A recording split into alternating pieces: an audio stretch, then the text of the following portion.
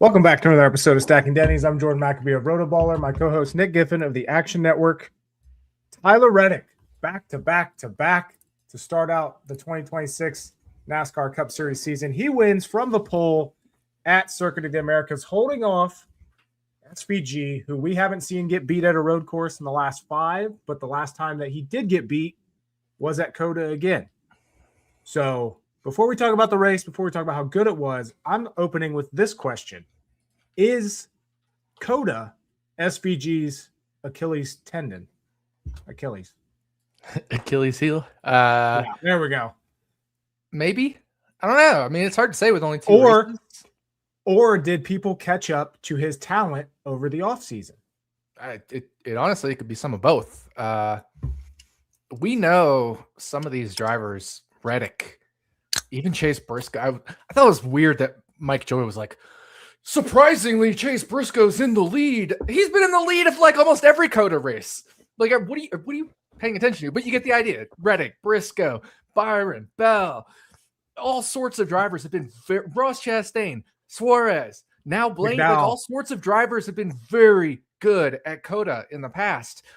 Kyle Busch last year. It didn't surprise me that there were going to be drivers that kicked ass at COTA that weren't SVG. So, no, I don't think it's necessarily his Achilles heel, although there's maybe a little bit of signal there. But I think it's more just this has been a good track for a lot of the regulars as well, as much as it's maybe a little bit of SVG's Achilles heel.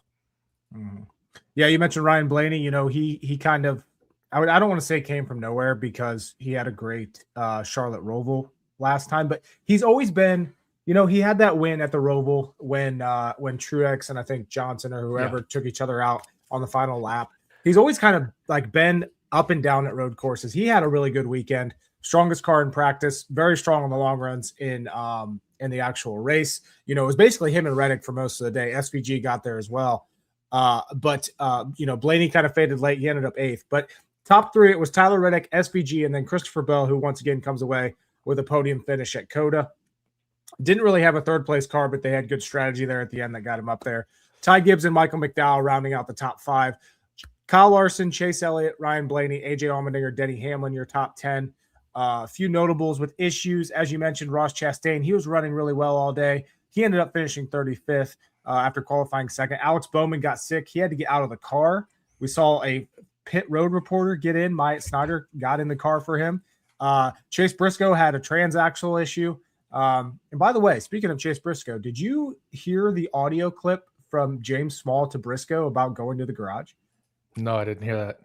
So Briscoe was basically trying to, it makes me, I understand that James Small has,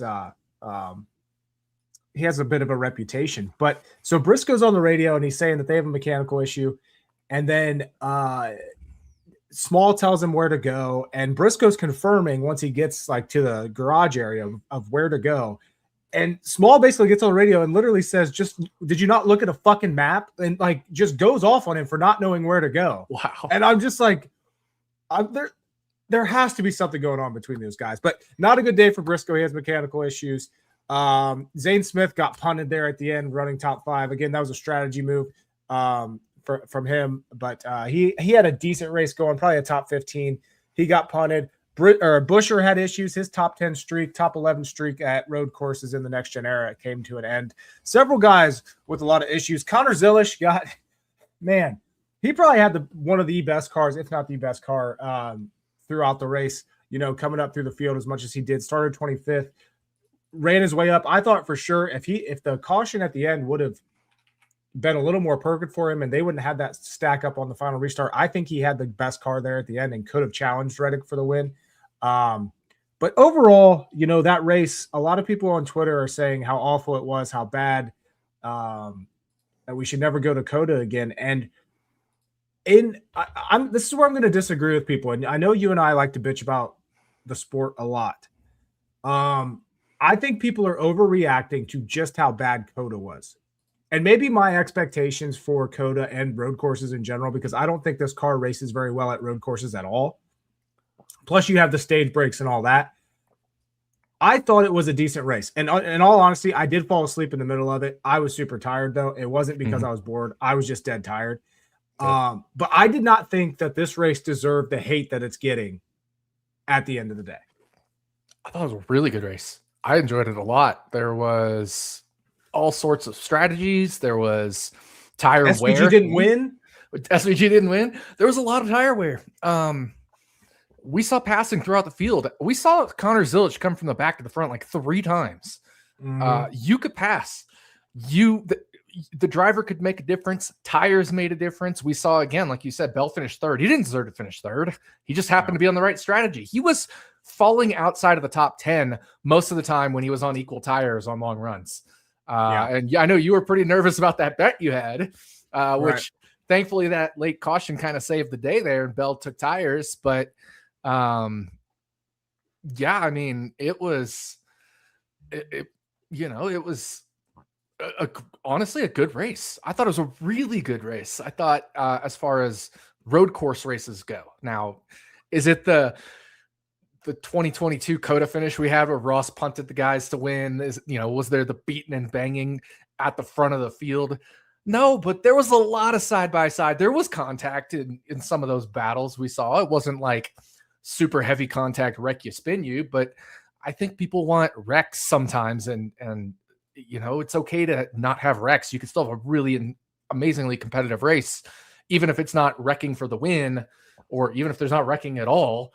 There could still be awesome battles throughout the field, and I thought this was a fantastic race. And again, Connor Zilisch is the highlight example. He came from 25th to, up into the front portion of the field, got spun by Suarez all the way back, came all the way back to the front of the field, got spun another restart in like a 5-car chain reaction, all the way back to the field, then came all the way back up to 14th. I mean, the dude did it maybe 4 times, 3 times? I don't know. I guess it's 3 times, but you get the idea. You could pass, and tires mattered, and it was honestly an entertaining race. Yeah, and for all, I mean, when you look at the stat sheet, Tyler Reddick started from the pole. He led 58 laps. It was, for all intents and purposes, a dominating day by Tyler Reddick, and it didn't seem like that when you actually watched the race. There was good, like Blaney was coming. Blaney SVG was out at one point. Yeah, like there was. A lot of the hate that a lot of these races get, a lot of it has to do with just dominating, like SVG dominating road courses. Like I said, we didn't get that this time. He started 13th, he finished 2nd, and someone beat him straight up. Like, I don't know what you could ask for more out of current road course racing. And maybe people are like me, where their expectations are so low that nothing will ever be good enough for them, with these road course races. But overall, I thought it was a good race. Also, not that there was like different names up front, but like Denny Hamlin came away with a top 10 finish. He's not good at road course racing. It's just another example of some of the differences in this race. But yeah, to me, the biggest story was Connor Zilisch and Reddick. Like, of course, Reddick's the big story, because 4 for 4 or 3 for 3. Sorry, I'm reading a comment there. Mm-hmm. Three wins in a row to start the season, is just, and once again, just like I said last week, Michael Jordan was at the race, which I think is awesome. Why would Michael Jordan come to COTA? This, I think it's great. To that point, there was, Tyler posted that image of him doing the 3 thing with his trophy and Michael Jordan doing the 3, from the 3 championships. And people were responding to that with like, you haven't won 3 championships in a row. This is whatever. Those people don't understand that winning 3 NASCAR races in a row is almost as hard as winning 3 championships in a row. And, you look back through the years, it was done once last year by Christopher Bell. And that was the only time it had been done in the next gen era. Before that, I think it was 2021. Larson did it maybe twice in 1 year. But you get the idea. Winning 3 in a row, especially in this parity era, is extremely hard. And winning the first 3 races of the season has never been done before. That should show you how hard it is to do that. Not only do you have to win 3 races in a row, which usually only happens once a year, you have to do that in literally the first 3 races. So the other thing is like, yeah, Jordan, they won the championship, but they beat a team in the playoffs, and they beat 32 other teams, but Reddick just beat 36, 37, 40 other drivers in these races. If you look at Reddick's head-to-head record over the 3 races, he's 113-0 against other drivers, right? Like, he has essentially won 113 matchups. And somebody was like, well, that's like saying Patrick Mahomes gets counted for beating every player on the other team. No! Reddick beat 35, 6, 40 other teams. We're not talking individual players. Literally, there were 36 other entities trying to beat him. The Kansas City Chiefs, and you can't even say that because Patrick Mahomes has 21 other players, 10 on the field at any given time with him versus 11 others. You're missing the point if you're saying, well, Patrick Mahomes beat 22 other players. Because it's one entity trying to beat one entity there. Whereas in NASCAR, it's 39 other entities trying to beat Tyler Reddick. So this is absolutely historic, needs to be recognized as such. And wow, yeah, it's not 3 championships. The whole meme, the sentiment is right. Plus, it's the internet. Have some fucking fun with it, right? Like, stop being all serious. Well, you're not Jordan. You just sound like a fucking crybaby if you do that. Yeah, I mean, at first, my first response to that picture with Reddick was, this is kind of cringy. Like, to me, it was like, but then I kind of like stepped back and thought about it. Like, they're just having fun. Like, yeah, it is. And obviously they're celebrating. They're having a great start to the year. Like, it's at the end of the day, it is fun. But yeah, I think it's good for the sport. And, comment on here that I was reading earlier, Reddick going 4 for 4 top 5. Obviously we're not talking about Phoenix yet, but like I was checking ahead on the schedule and I tweeted it out after the race. There's a legitimate chance if they bring a good setup to Phoenix, I don't know if he can win it. We've seen him lead some laps there in the past when he starts on the pole, but he hasn't really, I think, been a true contender. But after that, we have a couple of races, Las Vegas and Darlington especially, that Reddick can absolutely not surprise anybody if he wins. Las Vegas, they've been good enough. Like you said, Kansas is the sister track to Vegas. 2311 has been great at Kansas. It would not surprise me at like 0% surprise if Reddick wins 5 of the first 6. And if they bring a good 2311's been better at Vegas lately than they've been at Kansas. They started off the next gen era great at Kansas, but they kind of faded there.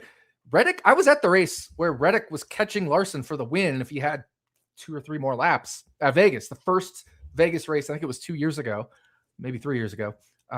Whichever one Larson won, that Reddick was second. Reddick was catching Larson, and if they had a couple more laps, he would have beat Larson. So yeah, absolutely. Reddick has the chance to start off the year with, I mean, he could win Phoenix. He finished second, I believe, in Phoenix once, right? So like, it's not out of the question. It would probably take like what happened with Chase Briscoe, where he won it that year with Stewart-Haas Racing, where it took a late restart to win Phoenix. But yeah, Tyler Reddick finished 3rd at Phoenix in back-to-back years in 2022 and 2023 in the opening Phoenix race. So can he win it? Certainly. If Chase Briscoe could win it on a late restart, Tyler Reddick could win it on a late restart. It's possible. And then, like you said, 2 really good tracks for him, Las Vegas and Darlington. There's a non-zero. It's not a great chance, but there's a non-zero chance. Reddick goes 6 for 6 to start the year. It's not a good chance, but it's non-zero. I mean, at that point, he's just Verstappen, right? Like, ridiculous. But the one year that Reddick did have, I think, his best chance to win Phoenix was 2024 spring race. He won stage 1. He finished second in stage 2. He led 68 laps. He faded back to 10th. That was also the year that Bell finally got control of the race late and dominated the last 50 laps. But Reddick was there. I don't remember why he faded late in that race, but he was there. The last 4 races at Phoenix, he's been in the top 10 in both stages, 6 out of the possible 8 times. They were out to lunch this past fall, but that's it. Other than that, he's been a solid top 5, top 10 car at Phoenix. I don't know if they have something figured out or what, but going into the Phoenix race, the championship race last year, just based off of his equipment and his driver ability at Phoenix and his flags, adjusting for his equipment and stuff. You're not going to believe this, but it's true. Tyler Reddick had the 5th highest flags expectation going into that Phoenix race. Now, there's no way to account for the fact that championship 4 or not championship 4, but if you just ignore that, he had the 5th highest expectation in quantile flags and the 5th highest expectation in speed flags. Now, there's different drivers leapfrog him depending on if you're looking at quantile or speed, but you get the idea. Even if just taking an average of those two metrics, he would be 5th in the expectation department. Now, he didn't have a good race, like you said. He only had a quantile around 60th percentile speed, so that'll lower his expectation, but you still can't discount all those other races, and that's what's called a Bayesian factor, Bayesian updating. You update the most recent race, it gets most weight, but you don't discount all those other races. So he's probably still a top 7 or 8 expectation driver coming into this Phoenix race. Once I do the final updating, I've been tweaking a little bit of stuff. I'm trying to figure out something with my track position adjusted flags because I found a little thing from COTA. Because, right, I don't give a shit about flags with the 2 super speedway races. So we had our first non-super speedway race. So now it's like really my chance to dive in all the new stuff I've been doing and making sure it's super, super correct. I found just little things that I need to fix. So I've been trying to fix that all day. So I actually didn't update the expectation flags for our podcast in time because I've been tweaking the other stuff all day, but you get the idea. Reddick's probably going to be somewhere in the top 6 to 8 drivers in expectation coming into this weekend at Phoenix. It's a good question here. How much longer before the books start giving Reddick the Larson treatment and just making him crazy favorite every week? And, we've talked about this in the past. Reddick and Larson are very similar to where super high highs, super low lows. They're up and down a lot. Reddick, I think so more than Larson just because of equipment. I think Larson has better equipment, but right now, maybe 2311 took a good step over from last year. They've definitely, I think, improved. What? No. Think about it. He won 2 super speedway races. That has no bearing on all this other stuff. And then he won a road course race where he knows he's a road course expert. He's been one of the best road course racers in the next gen era. We're literally saying, okay, this guy won 2 random races and a race he's an expert at, and saying he should be the Larson favorite everywhere else. No, that's not how this works. He opened, I think somebody tagged me. He opened 12-1. This is unbelievable. He should open 12-1. He's only like the 6th to 8th best driver at Phoenix, apparently, according to they got odds up already. You know what I mean? So I don't know. Yeah. I haven't looked, but I just saw a tweet. So, yeah. But it's like, no, we don't give him the Larson treatment. That's ridiculous because there's been nothing to show that he should get the Larson treatment. He won 2 random races. He easily could have lost those 2. Hell, he had damage on one of them and just got the right push. Bubba made the wrong block. That stuff. And then he went to one of his absolute best tracks. He's already won at COTA before. So we're not giving him the Larson treatment saying he's won 3 races in a row. He should be 4-1 everywhere. That's ridiculous. We all know Christopher Bell, Ryan Blaney should be the favorite this weekend. That's just indisputable. 100%. Yeah. Like, we can't just say suddenly Tyler Reddick should be the Phoenix favorite. There's no world in which that should be a thing. And I'm not slagging on Andrew here.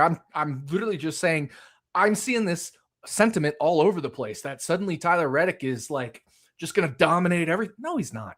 He's not. We think about the situation here. Apply some logic. We all know he won 2 super speedways, 2 highly random races that he easily could have lost. If he had finished second in one of those, we wouldn't even be talking about him getting the Larson treatment. Here's the thing. So I'm comparing just overall track records for both these drivers. And this is why Larson gets the Larson treatment. He has 6 tracks where he has an average career finish of less than 10, which is by all definitions, just he's great there. It's very difficult for any driver to accomplish this. Those tracks are Nashville, Chicagoland, Dover, Las Vegas, Gateway, and Road America. 1 road course. You look at the exact same thing for Tyler Reddick, who, like I said, has a lot more downs than Larson does. He has 6 sub 10.0 average finish racetracks. Those are Bristol Dirt, COTA, Road America, Charlotte Roval, Indy Road Course, and Homestead. for road courses. We knew he was good at road courses. But my point is, very wide range of tracks and ovals, which are the big things in NASCAR, obviously, for Kyle Larson. That's why he gets the Larson treatment. Tyler Reddick has his specific tracks that he's good at. How about this? So, of course, I have my Bayesian updating stuff, but let's look at the number of tracks Tyler Reddick and Kyle Larson have a 70th percentile flags or better as their Bayesian prior going into a race. And I'm just going to use 2025. Las Vegas. That's just one track. Charlotte. So Larson, I'm doing right here. Charlotte, Texas, Michigan, Nashville, Dover, Sonoma, Homestead. We already did Martinsville. No, Martinsville, Darlington, Phoenix, New Hampshire, and then Martinsville again. So we're at 12 tracks for Kyle Larson, where he has a 70th percentile or better expectation. Now let me do, instead of Kyle Larson, Tyler Reddick. So we're looking at 70th percentile or better expectation. Reddick already, without even looking at duplicates, he has 11, but Las Vegas was duplicated. Austin, Phoenix, Nashville, Fort Worth, Indianapolis, Charlotte, Homestead, Michigan, Darlington. So yeah, it looks like the only duplicate was Las Vegas. So 2 fewer tracks for Reddick than Larson in terms of 70th percentile. But Reddick had none above the 80th percentile. And Larson had 3, I should say, above the 75th percentile. Reddick also had 3, but none above the 80th percentile, whereas Larson had Las Vegas. So he's not the Larson treatment yet, but like you said, he's a few years younger Larson in terms of career numbers. He's on that Larson trajectory. Could he get there? Absolutely. But he's not the Larson treatment yet. I think if he wins 2 of the next 3, I think he'll get more of the Larson treatment for sure. And expectedly. I agree, yeah. But at the same time, after Darlington, we go to Martinsville, and he's going to be humbled there. He's not good at Martinsville. His Martinsville quantile is, now obviously there's 2 Martinsville races, but yeah, he's an average driver at Martinsville. 52nd percentile in one of the 2 Martinsville races last year, and 45th percentile. So I guess we should use the most recent one because that takes the day. And then he did run 50th percentile in that race as well. So yeah, he's essentially a 50th percentile driver at Martinsville, mid-pack. Mm-hmm. And that's including his equipment. So, you know, if you put him in worse equipment, he'll be lower. If you put him in elite equipment, he'll probably only be a 55th, 60th percentile driver if you put him in the absolute elitist equipment. Mm-hmm. And I think he's in, not to get, I mean, we're not talking about Martinsville, but I think he's improving a bit at Martinsville. He's just not there yet. It's kind of like Blaney at Richmond. Exactly. Mm-hmm. But no, it's just interesting. Here's a question for you, Nick, quick before. Did you decide if you'd post race flags from the previous race? Yes, of course. That hasn't changed. That's nothing's changing. I'm just not posting it on Monday. I said I posted midweek. That's nothing's changed there. Mm-hmm. If you want me to post it Monday, I'm not going to do that because I need to update stuff and make sure it's all correct and things like that before I post it. And like I said, I was working on some little issues, little tweaks here and there with that stuff. So you're not going to get it Monday. You might get it like Wednesday or Thursday, probably. Going back to COTA, Ty Gibbs with the 4th place finish. You're off to such a damn hot start on 36 for 36, taking Gibbs. I'm just pissed that I didn't put it in the actual group thing. I know, but that's why I can't do season long stuff anymore. Yeah, because I forget. I did the same thing. I did the same thing with fantasy football last year. Like I forgot to set it the first 2 weeks, and after that, I'm just like literally me. That's why I had to stop playing fantasy football. I was just overloaded with stuff, and I just can't do it. I can't do something season long anymore. Unless you and I are doing it on the show and inputting it into the spreadsheet at the time, you know, So we'll have to have our own spreadsheet to where we at least keep track of our picks because I forgot to do it on the 36 for 36 website, which is, again, comes down to the season long thing. People were asking me like, play season long IndyCar on Grid Rival. No, I already know I'm gonna forget. I forgot race 3 for 36 or 36 to do it on the website because I was like, oh yeah, I did it on Monday or Tuesday on our podcast. But like, it's not ready then because the entry list isn't out. It's not updated and whatever. So like, if you go to the 36 for 36 website right now, I don't think you can make the selection. You can't. So, nope. It's still so locked like, from last week. Yeah. So it's one of those things where I'm almost guaranteed to forget like 15 times this season out of 36 races. So we'll like we can add in the Ty Gibbs stats, but I was like, if you add in Ty Gibbs, I think I have 115 points or something. So yeah, you're at 115. I am at 46. If you would have inputted it, I'm checking out our league right now. At 115, you would be tied for 5th with Bob Proctor's fan club, who's also at 115. Which I think is crazy because that means anybody ahead of me has used either like elite drivers or, has used like Tyler Reddick. Whereas I've used Riley Herbst, Daniel Suarez, and Ty Gibbs. Which, yeah. I mean, that's a hell of a start to get rid of those guys first. Yeah. And have 115 points. That's averaging 115 divided by 3. That's averaging 38 1/3 points per race with those guys. Mm-hmm. Oh yeah. But going back to Ty Gibbs, he came away with a 4th place finish. Obviously, tires there at the end helped him. Same with McDowell and his 5th place finish. They tried that off strategy. But comment here: increased horsepower too from COTA.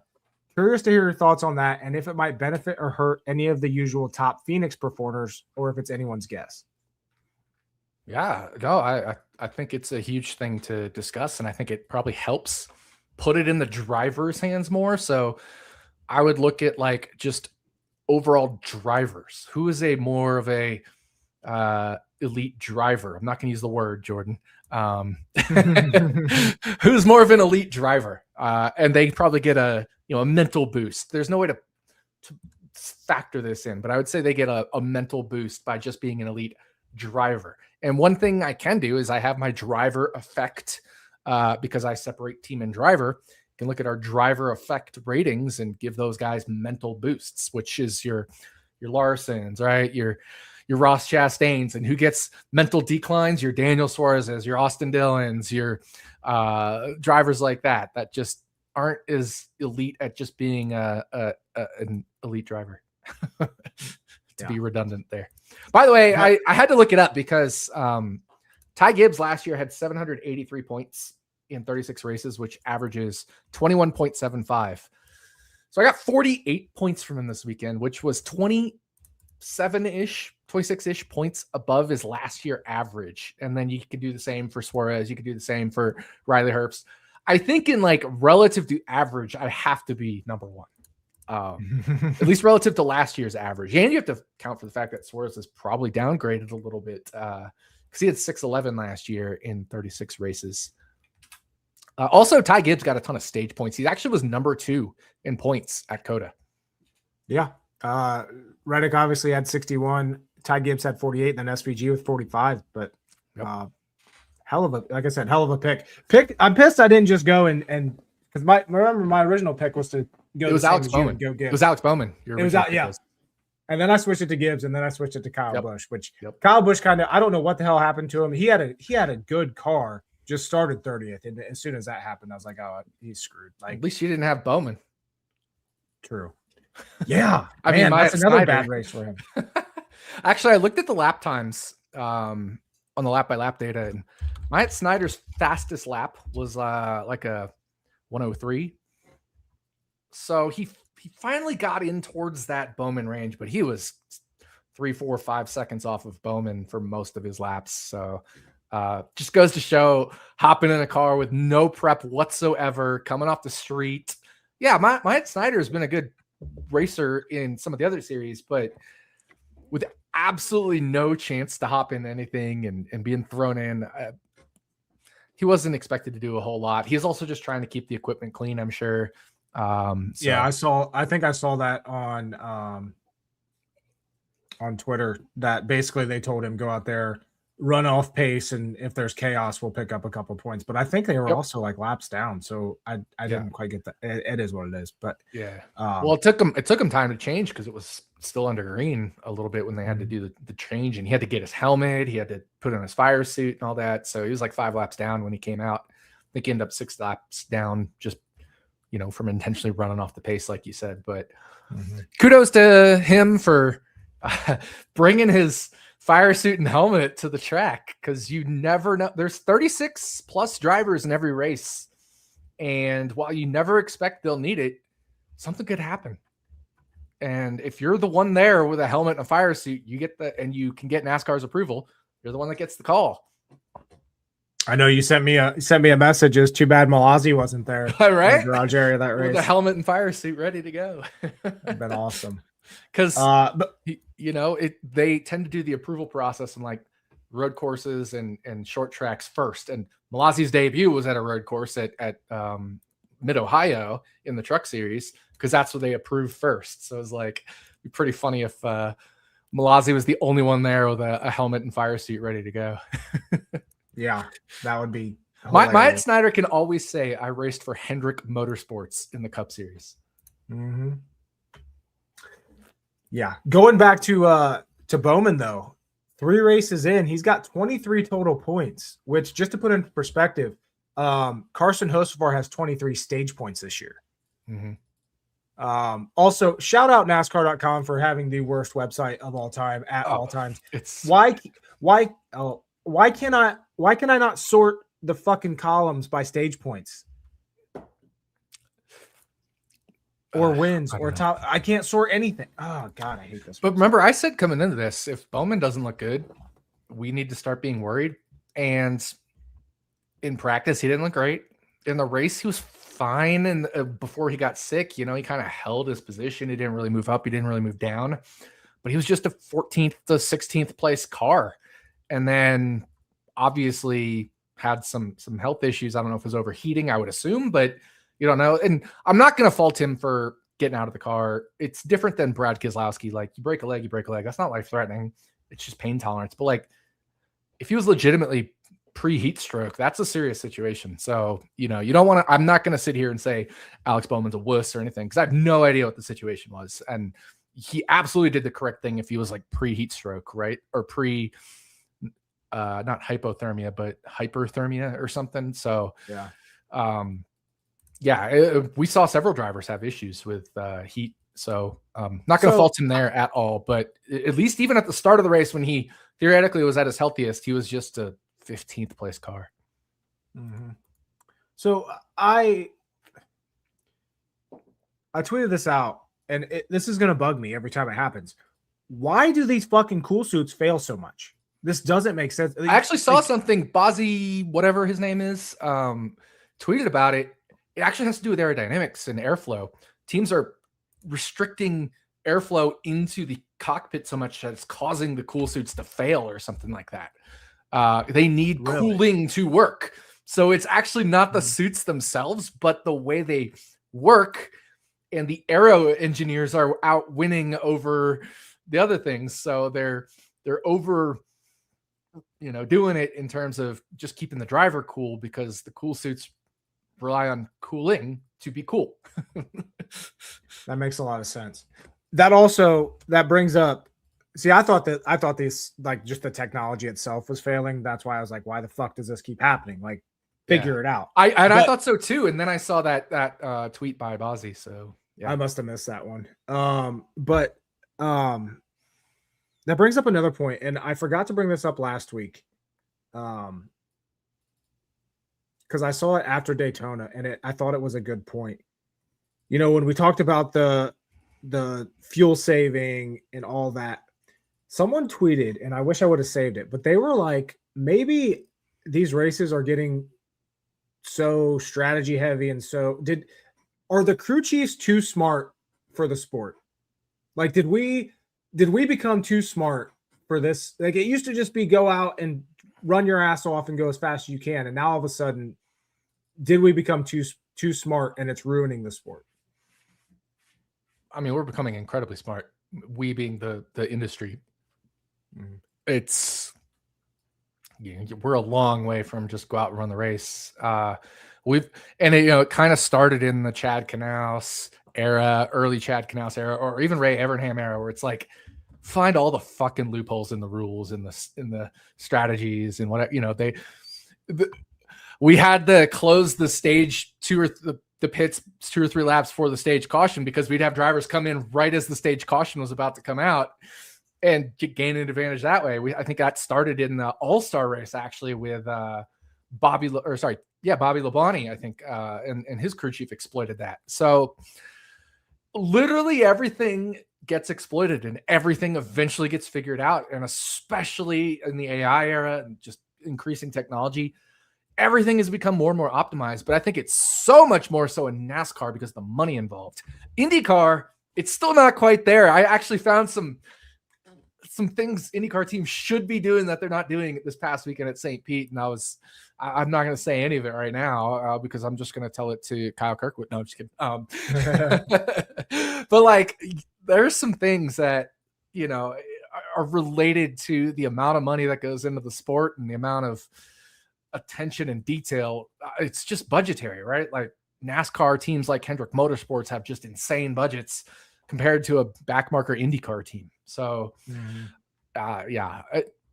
definitely things are getting engineered and strategized and to a super optimal. But the funny thing is there's still a lot of optimals and there's still game theory. Like there's an optimal on one strategy versus another strategy. And you have to weigh the probability of which strategy hits and works. And it depends on caution timings and stuff. So there's still no perfect strategy. It's strategy with game theory, with speed, with everything. So it's never going to be totally figured out.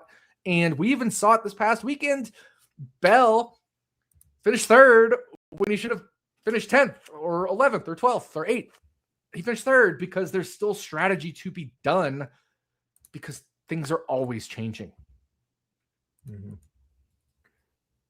Yeah, just a topic that I saw and I thought it was interesting. It made me stop and think. No, it's a great topic, and it's one of those moving targets always. And game theory will always come into play, so that'll always create divergent strategies, which I think is a good, interesting thing. Mm-hmm. It just might not create the on-track product that everybody wants. Maybe. I mean, because I thought it was pretty exciting watching those guys on new tires come through the field at the end there. No, I was thinking back to Daytona. The strategy and that blows for sure. That sucks. But that's why I said, a couple weeks ago, like, make Daytona stage points double and remove the stage caution, and that fixes everything. Or even go 20-1 on stage points for the top 20.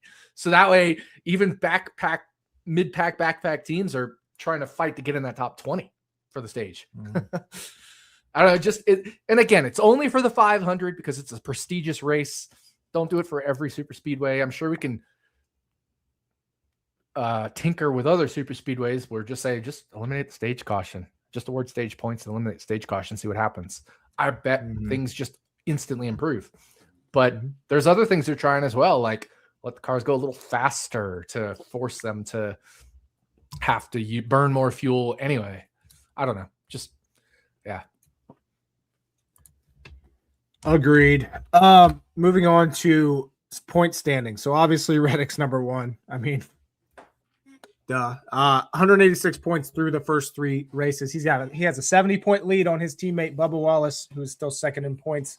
Almost got a top 10 finish at COTA. Chase Elliott firmly in 3rd. Then we got Blaney SBG top 5. 3 Spire cars in the top 10 in points. Suarez in 7th, Michael McDowell in 9th, Carson Hocevar falls back to 10th. Guys that are quite a bit behind, like I said, Alex Bowman is 163 points behind Reddick. As far as the cutoff line, though, 16th is at 68, so he's only 45 points behind. Still a big gap after 3 races, but not awful. Eric Jones, 35th in points. Austin Dillon, 34th. Somehow those guys, including Cody Ware, are worse than Connor Zoish, who's 32nd in points and has just had the absolute worst luck to start the year. Chase Briscoe is 27th in points after 3 races. Christopher Bell is 24th. Denny Hamlin, 23rd. Lots of guys. But now lots of guys not having great starts to the year. But as you said, we had 2 very unpredictable races. We had a road course, which not everybody's good at. Now we get to the more predictable side of this part of the season. We get into some ovals. We get into the meat and potatoes, so to say, of this NASCAR season, starting with Phoenix this weekend. But any takeaways from the point standings now after 3 races? I think there's a shitload of takeaways. Mm-hmm. You mentioned Alex Bowman, 45 points behind the cut line. That's less than the gap from Tyler Reddick to Bubba Wallace. Mm-hmm. it's almost pointing half. It out there. Yeah, it just throwing that out there. Like that's 45 versus 70. Yeah, not quite half, but you get the idea. Like Alex Bowman is not in any. We're not in the danger zone. And even last year when Keselowski was having his horrible year, we weren't in the danger zone until like race 6 to 8, somewhere in there for Keselowski. I think this is a good comparison. If anybody's panicking about Alex Bowman's 45 points below the cut line, right? Mm-hmm. Bubba Wallace, who's second in points, is 48 points above the cut line. It's essentially the same. Yeah, exactly. So I think that's one takeaway. And I mean, Keselowski's air quote turnaround, especially on a broken femur racing at COTA, finishing 20th, is a massive day for him. It doesn't sound like it, but it's a massive day. Look at how he started last year. He started 26th, 39th in Daytona, Atlanta, and then 15th at COTA. So yeah, better at COTA last year, but this year is dealing with a broken femur, and he had 5th and a 17th at Atlanta, which I think is crazy. You can have a 17th and a 20th and be 12th in points, but a lot of that still comes down to stage points. And who's leading the stage points this year? Tied first, the best friends, Bubba Wallace and Ryan Blaney. Yeah, they're at 34. And then let me see here. I wish I could sort this on NASCAR.com, but I can't. So I have it on Wikipedia. Chase Elliott has 25. Yep. And then Reddick Hocevar has 23, then Reddick with 21. Yep. So these are your top 5 or 6 or so, whatever you named there. So that's what's, kind of interesting is the stage points and somebody like Austin Cindric, 39 points, but 19 of them are from stage points. He's had awful finishes, but he's still ahead of Zilich, of Cody Ware, of Austin Dillon, who have all had top 20 finishes, despite Austin Cindric finishing 26th or worse in every single race because he has 19 stage points. So the stage points are still going to be a thing. We're still going to see drivers stage racing. And that's what Bubba Wallace did. He knew he wasn't going to be a race winning contender, right? So he grabbed stage points in stage 2 by finishing 6th in stage 2 and still came home with an 11th place finish. It's a massive day for him at COTA at, one of what should be one of his worst tracks in the schedule, as should pretty much all the road courses be. Huge day for him to finish 11th and put some stage points away in the pocket as well.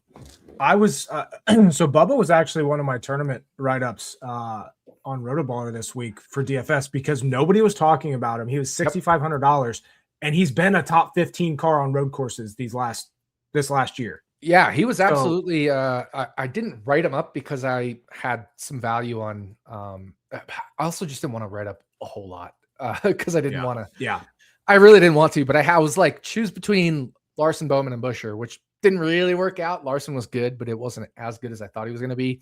And then I wrote up I think Chase Elliott has a chance to be amazing, and he wasn't. But I would have written up Bubba next because in terms of optimal percent versus predicted ownership, I had Bubba Wallace something like 7% higher than his predicted ownership, or I don't remember the exact number. I can probably pull it up, but I'm just going off the top of my head. I have the data. I just need to log into my thing, but you get the idea. Bubba Wallace was going to be one of my tournament write-ups. And actually when I did optimal lineup building on Fantasy Labs from my projections, Bubba kept popping up there in all the top optimal lineups.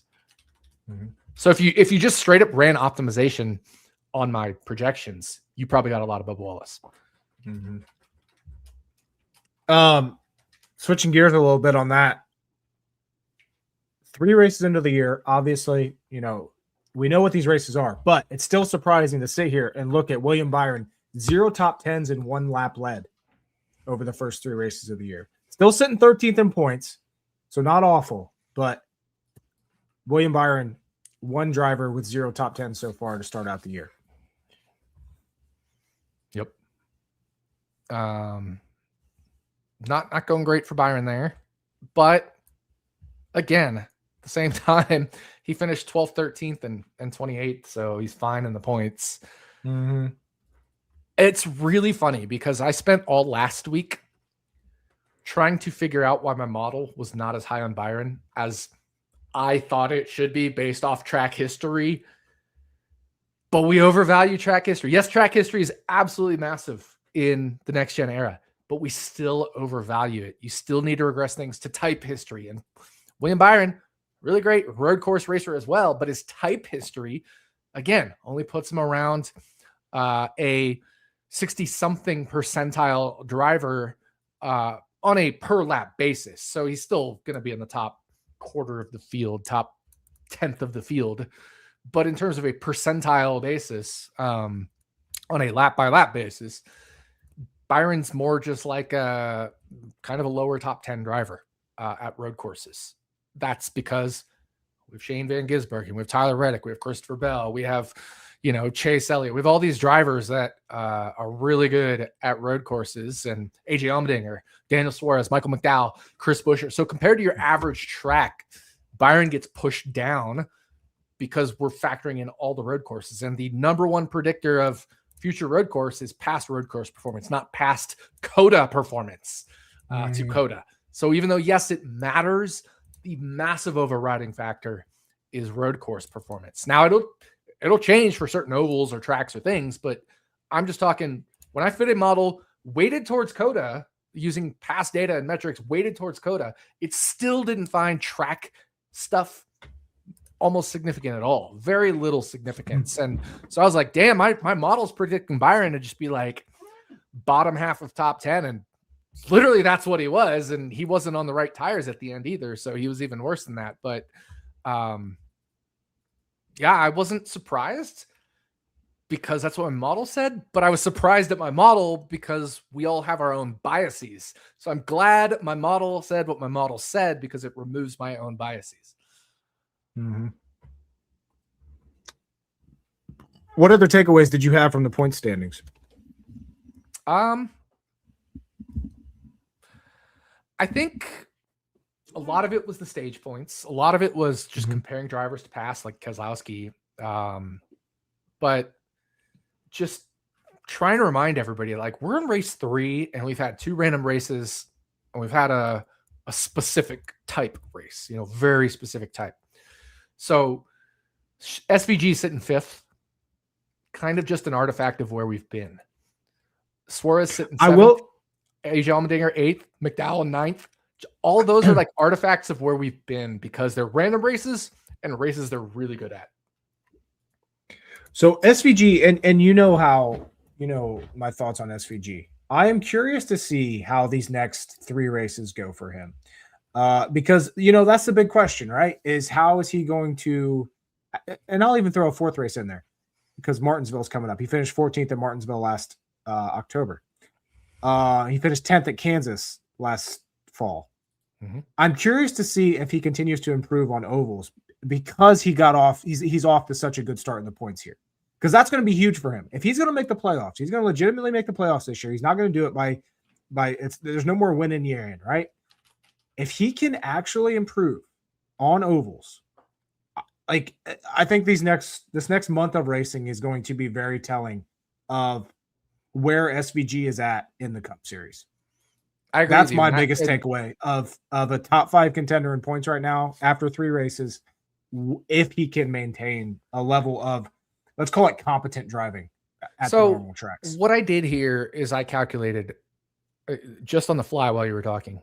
We have 10 races a year that are kind of special, right? 4 road courses, 6 super speedways, 10 out of 36, and then multiply that by the 26 race regular season and a representative sample then of, that would be 7 kind of silly races out of 26. So if you have 7 silly races out of 26, let's say, then a quarter of the schedule. So like a quarter of the schedule is silly races, for lack of a better term. So we've had 3 races that have all been silly. So we need like 12 races really to understand where SVG is at. But Talladega still shows up in those 12, as does Watkins Glen if you go a little further out in time. So we're not really going to know where the 25%, let's say a little better than 25%, hits until we get through like maybe Nashville or Michigan, somewhere in that neighborhood. But I do think after Kansas, before we get to Talladega, will be a decent representative, because it'll be a third of the schedule at that point will be silly races. And that's not a huge amount of difference from like 26, 27% of the schedule. So I think after Kansas is what I really want to see. Where is SVG after Kansas? Yeah, I am curious to see what he does at Phoenix this weekend. He was not good there last year. He finished 35th and 24th. But like I said, after that, we have Las Vegas. He finished 10th at Kansas last year. And then we have Darlington. He wasn't good there last year. And then Martinsville, which, like I said, finished 14th. Road course racers always have a good tendency at Martinsville and pull off a good run. So, yeah, I'm very curious to see how that team does. It's wild, the road course thing in Martinsville, because we've talked about it before. AJ Allmendinger was always good at Martinsville. He's maybe been a little worse recently, but like he had a time in his career was amazing at Martinsville. Todd Sam Hornish Jr. Was incredible at Martinsville, and he comes from an IndyCar background, some road racing. Juan Montoya, Marcus Ambrose. Like, there is a real trend between a good road course racer and being good at Martinsville. Mm-hmm. Yeah, I mean, going back to Gilly, 3 top 10s and 8 Martinsville starts, which is yeah, but he's a short crazy. flat driver. Like, that's what he does best, is short flats, not road courses. But no, I'm just saying he is good. He's decent at road courses as well. Yeah, he's fine there. He's fine. He's fine. You know, you look at his career top 10s, 1, 2, 3, 4, 5. 5 of them are on road courses out of 15. Yeah, but 4 of them at Talladega. A lot of that has to do with the fact that just things get equalized at road courses in Martinsville and super speedways. And so it comes down to more of like, what do you do? And that's what Todd Gillen does. But no, like you said, I don't call him a road course racer because that wasn't his background. Whereas I'm talking about the drivers with a road course background. Mm-hmm. Yeah, I get that. No, you did mention his flat track, 2 top 10s at Indy too. Yeah, exactly. Yep. Okay. Anything else from the point standings for you? I don't think so. Yeah, I definitely just wanted to point out, you know, the fact that like the point standings, SVG, you know, Suarez, Allmendinger, McDowell have definitely benefited from where we've been at so far. So we don't really know a whole lot about the points, and we still won't for the next handful of races. You know, once you're Denny Hamlin's, once you're Connor Zilich's, your Chase Briscoe's get to tracks that will be more normal, then we can really start to see how things shake out. It's a long 26 races is still a long time, right? We're only a ninth of the way, just over a ninth of the way through the year. And a lot of that ninth of the 8 ninths of the rest of the way is not going to be as many silly races, again, for lack of a better term. Mm-hmm. The one other thing I did want to do is go back to COTA and just pat myself on the back for the restraint I showed in betting. I did not make a lot of bets. Yeah. But I only made 5 bets for COTA. And sort of I made a 6th because if you follow the Running Hot podcast or in the Action Network Discord, I talked about taking an SVG no on Kalshi, the prediction market there. So I did take SVG no, not winning there. But at least as far as like what I can track in the Action app, nice positive day. Also nice positive day in IndyCar. So really, really happy about the start to the NASCAR season as a whole this year and the motorsports season as a whole. Mm-hmm. No, I didn't make a ton of bets at at COTA, but what I did was I sized my bets. So my main bet was Christopher Bell top 10 minus 105, which I thought was absolutely ridiculous. And obviously, I don't think he had a top 10 car. So I probably should have lost that one if everything goes normal. That probably wasn't a good bet. But I'm never going to pass up minus 105 for a guy that has the caliber that just won last year at the same track and all that. Like, I'm not going to pass that up. But I sized my bets so that as long as that one hit, I had a profitable day. And everything after that was gravy, which was a Zane top 10, which he was top 15 for most of the day. Could have got track position there late. There was an outside chance of that. Gilly top 10, which he wasn't really a top 10 contender. He was probably about an 18th place car. I'm trying to think what else I had. Oh, I had Bell top Toyota. I mean, that would have took Reddick blowing up. And Buescher top 10, which, like, as always, if you give me Buescher top 10 after practice and qualifying, where he qualifies 14th at a road course, and you give it to me at plus 260, I will never not bet that. Ever in my life will I never not bet that. Just so we can talk about those drivers, I'm pulling up flags from that race. Zane was 21st in flags. Todd Gillen was 19th in flags. I didn't think Zane was very good. He was shitty for most of that race, honestly. It was the very end. He was kind of just got track position, and he was in that 5-car chain reaction. I know you said Zane reaction, chain reaction. I know you said he's dead to you. I know you said I don't care about whose fault it was, but he was the 4th car in that chain reaction. Absolutely no fault of his own. No, it was not his just fault. Like it was just like it was not Zilish's fault, getting spun out either time. But no, Zane was 21st in speed flags, and in quantile flags, he was 23rd. For qualifying 11th, he had a shitty day. Yeah, exactly. And for all the practice flag stuff, and you saw I posted practice flags, and now I have like all sorts of new columns and stuff to do, which, again, has been big part of this offseason upgrade. But he didn't have a great day. He was just kind of a mid-pack car, and so was Gilliland. And Buescher was, let's go. He was 13th and 13th in speed and quantile. And here's the funny thing. Zilish was 12th in speed and 12th in quantile. But he had to come through traffic all day. So that's the one thing I'm still adjusting is I used to have a track position adjusted, but I didn't like the adjustment. So I'm still trying to edit that from this race. And I thought I had one. And essentially it blew up.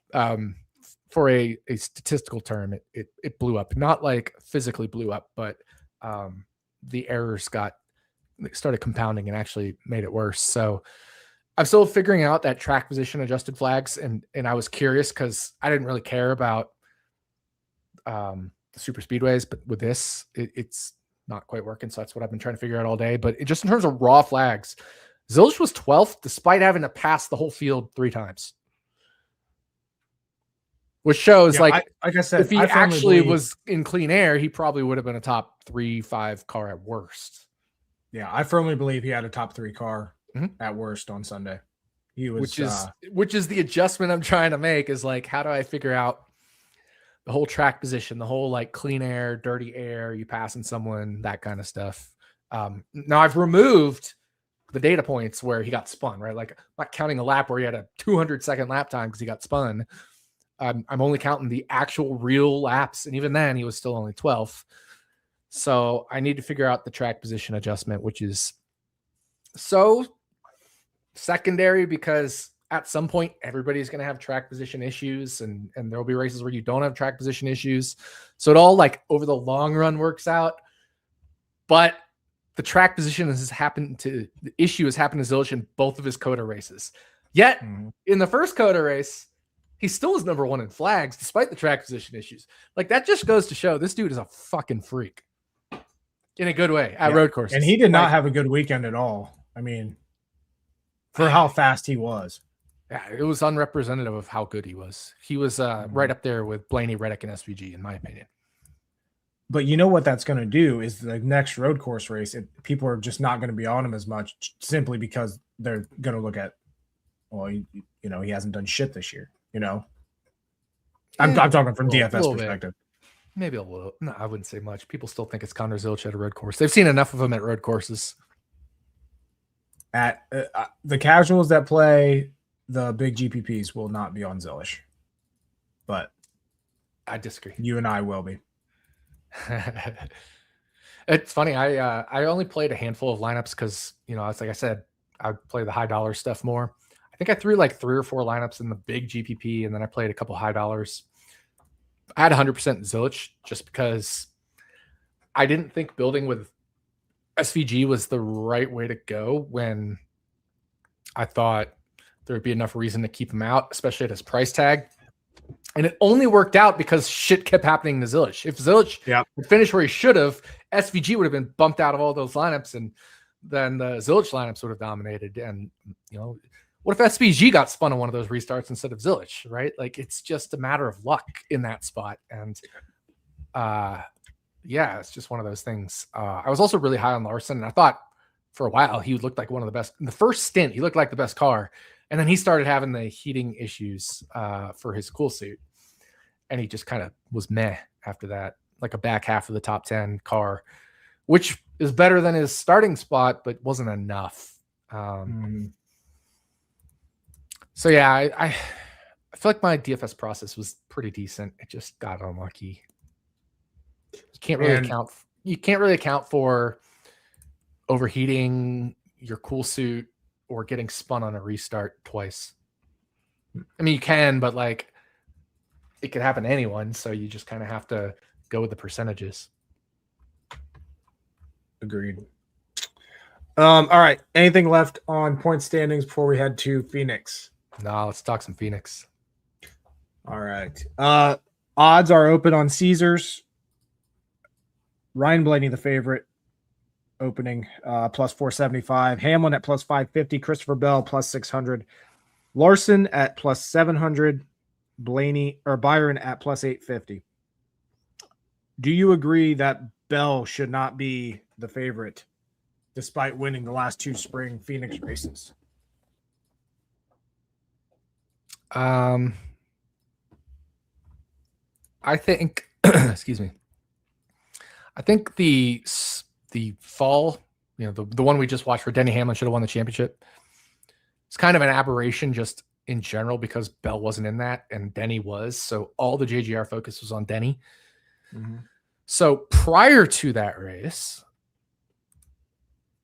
Bell was clearly number 1 in flags, both in speed and quantile flags.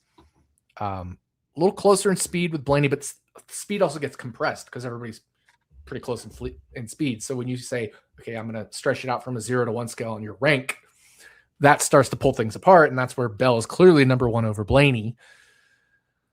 And remember, Christopher Bell wiki. Trying to come down here. Christopher Bell has never really, I guess twice.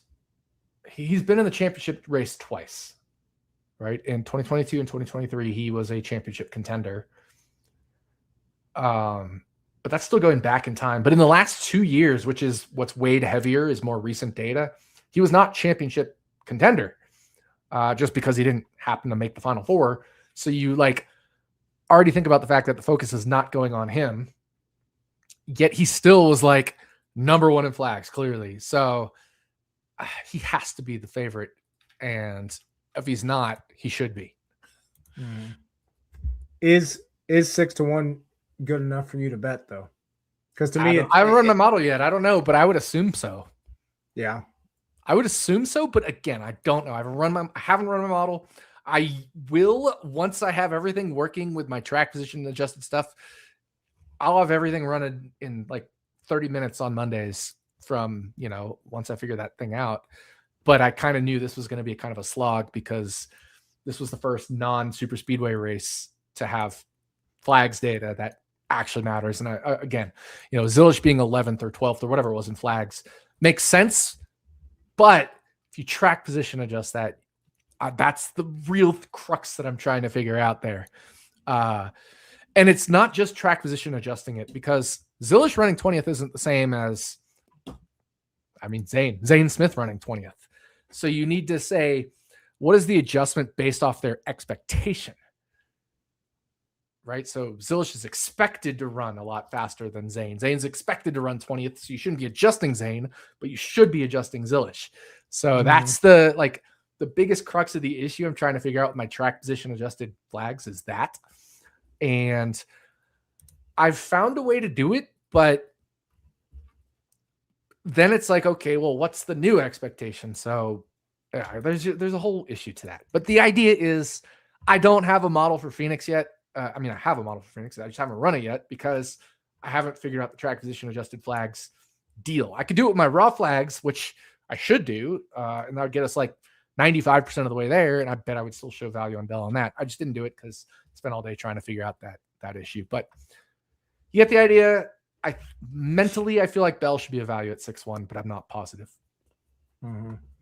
Blaney, like I said, Blaney opens as the favorite, which I don't think anybody should be surprised by that. He's the defending winner here, won last fall, has finished second or better, or has finished second 4 times in the last 7 races and then a win. So 5 of the last 7 races, he's finished first or second. The problem with Blaney for me here is he's had one dominant race over those 7 races where he led 109 laps in 2022. But since then, he only led 20 laps last fall. Obviously, Hamlin had the best car and pissed it away or got screwed at the end there.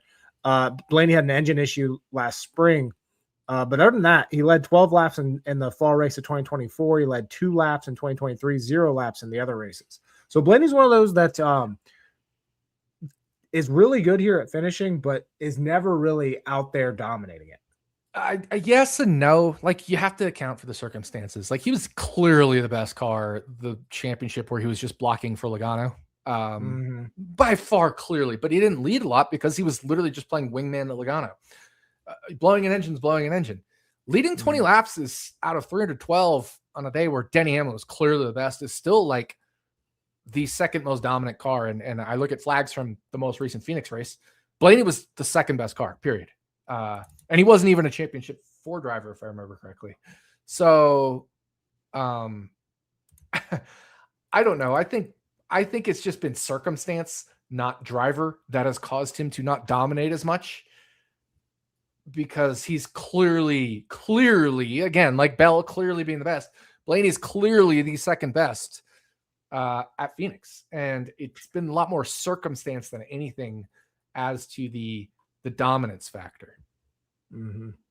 And, with each year that these tracks get more or allow more wear to happen, I think that plays into Blaney's hands a lot, because outside of Richmond, which we've talked about him at Richmond before, I firmly believe that Blaney and that 12 team have the best handle on tire wear and long run speed in the garage. And I don't think it's close. I agree.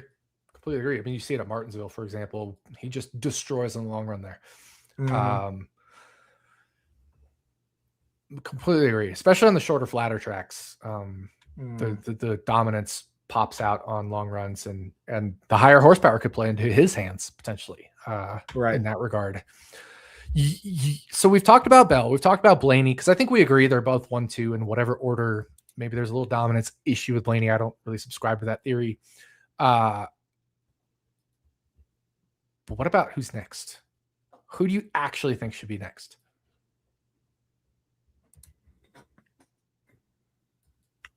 I think Bell, Blaney are easily the number 1, number 2. To me, it comes like the next tier is probably another duo, and I think it's Hamlin and Larson. I disagree. Who do you think it is? You're not going to believe this, but the number 3 driver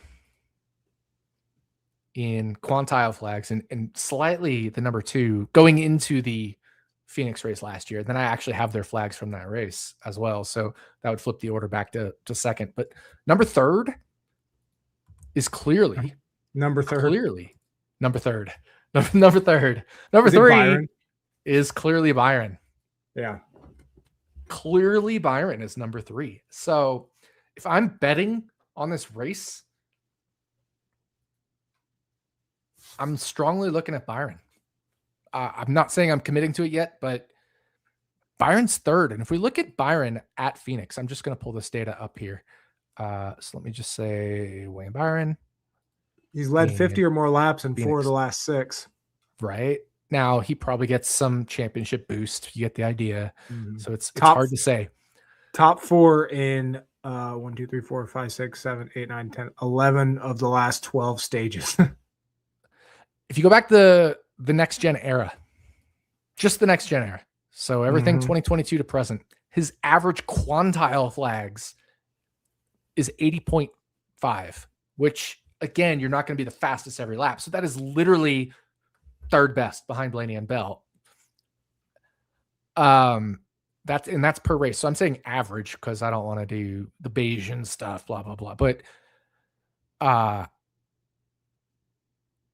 prior to the next gen era, he wasn't good. But in the next gen car, he has been literally elite. And I'm not talking Bayesian updating, whatever, like in the actual race itself. Per lap, Byron has been 78.5 percentile or better in 7 of the 8 races, which translates to absolutely elite, right? We talked about Larson and Reddick at 70 quantile or above. I'm interchanging percentile and quantile, but you get the idea. That's like incredibly good. Byron has fucking destroyed Phoenix in the next gen era in speed. So you have to be looking at William Byron, whether it's top 3, top 5, you have to be looking at him at Phoenix. Yeah. I didn't realize he was like, now that I pull up all of his stats and everything in this next gen era, I kind of forgot how just, he's always up there. Mm-hmm. We talked about Reddick too. And I just pulled up MGM. They're a little shorter on the favorites. They got Blaney, Hamlin, Bell between 5 and plus 550. Got Byron at plus 650. They opened Reddick at 18. And again, I'm not running to bet that, but like I said, I don't think Reddick's been that bad at Phoenix. They also have Zillish with the same odds as Buescher and Chastain, which is crazy to me. That is crazy. One other thing on William Byron before I move on to the drivers. I removed his 3 races that he raced for the title at Phoenix. Still 78.7, right? Which again is insanely elite. Like he's a top 5 driver at worst at Phoenix. At worst. And this and this is the fun thing. Well, the fun, and I'm gonna call it fun. The fun thing about Phoenix is how predictable it is. And it's been like this forever. You know, you go back to the Kevin Harvick days and how he was just good every single time. It did not matter what changed. He was good every single time. We have the same thing happening here. Christopher Bell, William Byron, Kyle Larson, Ryan Blaney, Denny Hamlin for the most part. Yep. They're always good. You know they're going to be good. Now you can throw in Buescher's been really good here lately. Chastain had that one win and then, you know, kind of there. Keselowski was really good. But like the guys, those first guys that I mentioned are always good here. And unless they have a mechanical issue or something crazy happens, you know that they're going to be top 10. It's not really a question. One guy here, here's a good question. Where would you rank Logano? With how good Blaney's here. We know Logano's decent at short flats. Yep. Logano's really good here. Now, again, we have to maybe like think about the fact that he's, you know, had some championship benefits for lack of a better term. But I'm going to pull up Joey Logano. Coming into last year's race, I had him 4th after the big 3 in quantile and 3rd. Sorry, not 3rd. 4th in quantile and 7th in speed-based flags. So he's in that top, 4 to 8 range. And in that championship race that year, not being a championship driver, he still ranked 4th in quantile and 6th in speed. He had a good championship race despite not being a championship driver. So, I mean, you have, in my opinion, the big three, which is including Byron. I think that's certainly debatable just based off our feelings of it. But on the data side of it, there's a big three. But then there's that next tier with Logano, Hamlin, Larson, right? That next tier, he belongs in that next tier at Phoenix.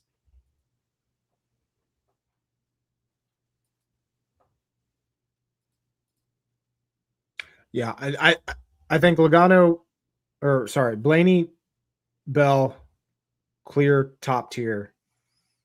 You've convinced me on Byron. I still think Larson is right there as well. So I would like tier 1A and 1B is those four. And then the next, I'd throw Logano in there with Hamlin. And who am I forgetting here? I have them right in front of me and I can't think. Hamlin and I still think Buescher's up there. Like I was gonna say, yeah, I thought you were gonna say Briscoe, but Briscoe's not. Briscoe's kind of fallen off. He has. I'm glad you noticed because I thought you were gonna mention Briscoe because we've actually chosen him at Phoenix before in 36 for 36 in the past 2 years. I think one or the other of us have chosen him at Phoenix in each year. And Briscoe has absolutely fallen off at Phoenix. Even being a championship 4 contender this past year, wasn't he? Yeah, he was. He's fallen off at Phoenix. So I'm going to pull up Chase Briscoe at Phoenix because I think this is all incredibly cool stuff. Because I've always been like, oh yeah, Chase Briscoe at Phoenix. But the data these days doesn't support it. It used to, but a lot of that came from the Stewart-Haas 2001 or 21 to 2022 era where they just had it there. But if you look at his speed or quantile flags in the first 4 races of his career at Phoenix, everything was let's say in quantile flags, everything was top half, including 2 races that are above 75th percentile quantile, whatever. Everything since then has been below that. Except the championship race last year, he was 75 on quantile. But before that, it was 49, 36, 56, 41, right? Like that's just average or even below average. So he has fallen off at Phoenix and he's gotten a little bit of, I would say in the past year or two, benefit of the history that is no longer a history.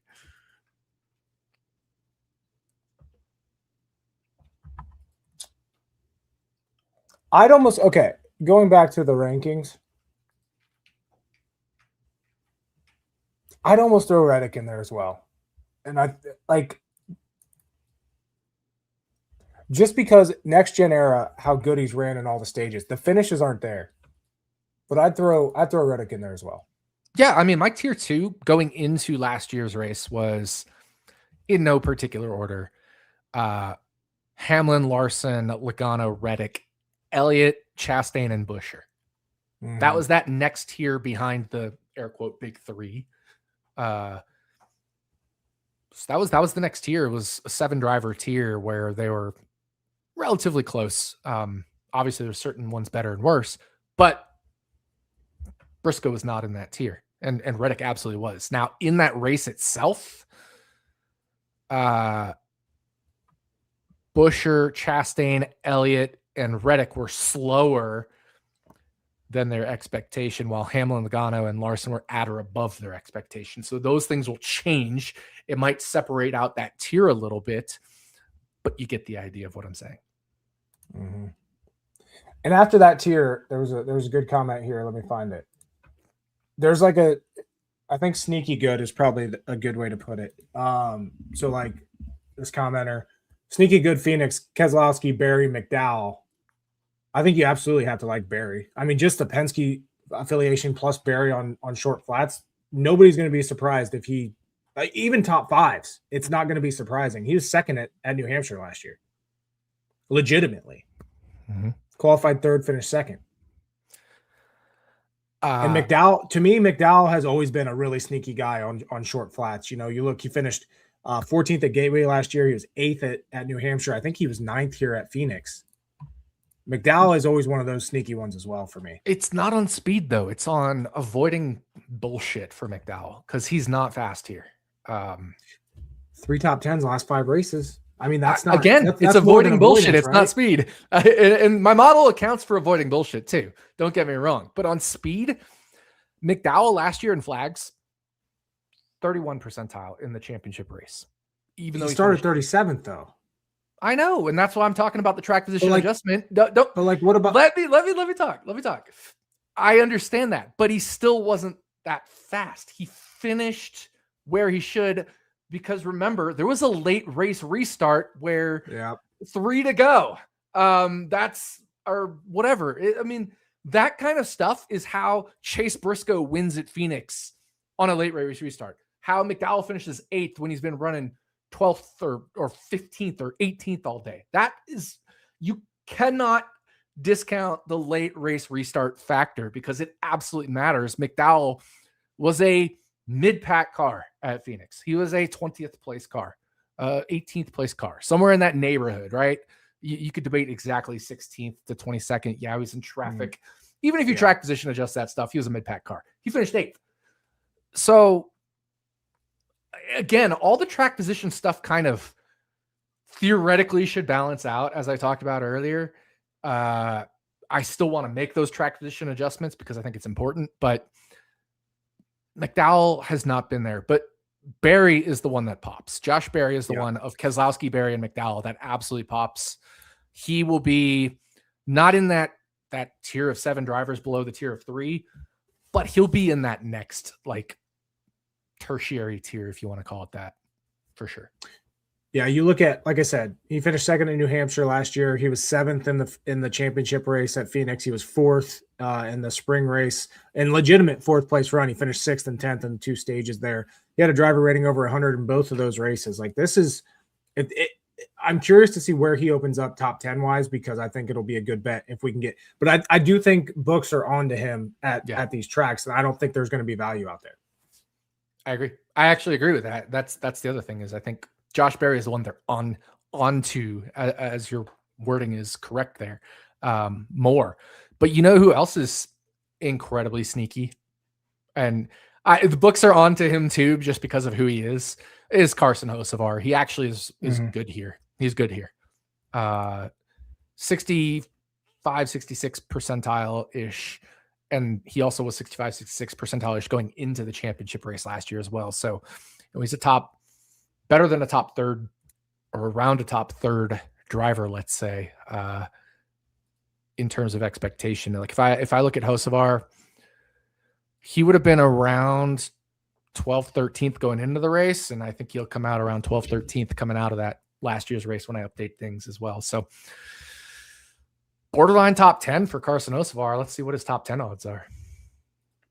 Yeah, I mean, the biggest thing that helped him in those races last year was his good qualifying efforts. Started 3rd and 6th, but even before that, he ran well for and better than the equipment that he was in. Because remember, his first start at Phoenix in the Cup Series was in that 42 car for Legacy. Yep. Finished 19th, which was good for Hocevar. Next year, he went out. He finished 15th and 18th in the Spire cars. If he can qualify well again, with how that team's running, I wouldn't be surprised at all. He finished 11th at New Hampshire last year, finished 5th in both stages. Hocevar's right there. As much as I know it pains you a little bit to say that about him. Yeah, of course. You know me. But it's really interesting because, the mid-pack is the mid-pack. It's always hard to separate the mid-pack. You can kind of have an upper mid-pack, a mid-pack, a lower mid-pack. But I do think there's a very interesting cutoff. And some drivers that make the cutoff and don't make the cutoff. And it even happened in the Phoenix race itself last year. So I actually think there's an incredibly perfect cutoff. So we talked about the next 7. But there is a tier of 18 drivers, at least from last year's race. So it's going to be Justin Haley in there instead of Zilish, but I'm assuming you can probably just throw Zilish in there. There's a tier of drivers where it's really hard to separate the mid pack. You probably have an upper, a mid, and a lower mid tier, but I'm just going to name them all. Bubba Wallace, Kyle Busch, Ryan Preece, Carson Osvar, Austin Cindric, Alex Bowman, Brad Keselowski, Daniel Suarez, Josh Berry. Again, Berry should probably be on the top half of that tier. Chase Briscoe, as we talked about, Eric Jones, Michael McDowell, John Hunter Nemechek, Ty Gibbs, Justin Haley, Cole Custer, Zane Smith, Noah Gragson. So that leaves out a clear bottom tier of 10 drivers. Austin Dillon, Riley Herbst, AJ Allmendinger, Shane Van Gisbergen. AJ Allmendinger is not good here. No, Todd Gilliland, Ricky Stenhouse Jr., Ty Dillon. And then you get into the non-chartered cars, and then Cody Ware, and then non-chartered cars like JG or Casey Mears or Catherine Legg.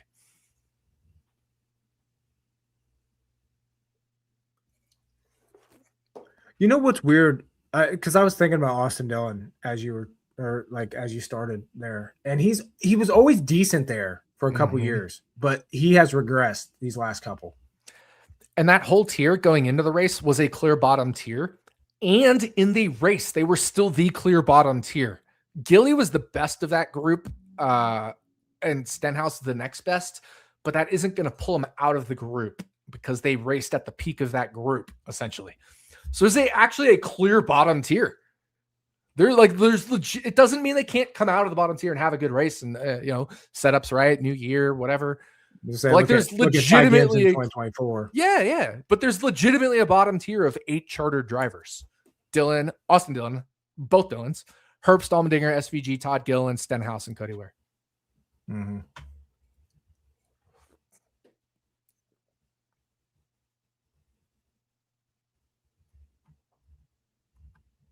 And again, that just goes back to the point of Phoenix being so like, we know who's good here, we know who's not good here, we know who's decent here.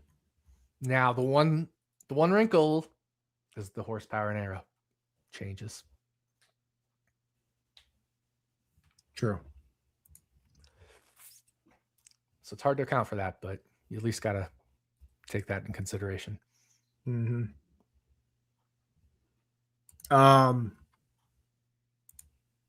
Do you have last spring's Phoenix? Where was Zane in flags? Was his top 10 lucky? That's a great question. Let me pull it up. Just need to go Phoenix. I'm telling you, I put in a shitload of work this offseason to get everything to where you all want it in insanely good ways. Because Phoenix is, I feel like Phoenix is definitely, we talk about how predictable it is, and I think it keeps the top tier.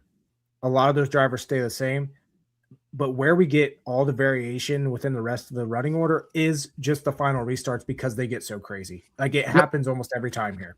Yep. This is actually really interesting. Zane is 24th in quantile, but 20th in speed. But here's the thing.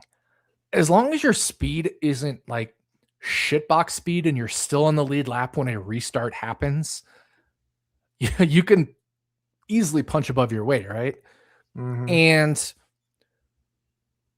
34 of the 37 cars that raced that race had legitimate speed flags, I will say. So, like I said, Zane was 20th in speed flags. So if you punch 10 positions above your weight on a late restart or something, I mean, it's absolutely possible to do. Plus a few of those guys DNF, right? Ahead of you.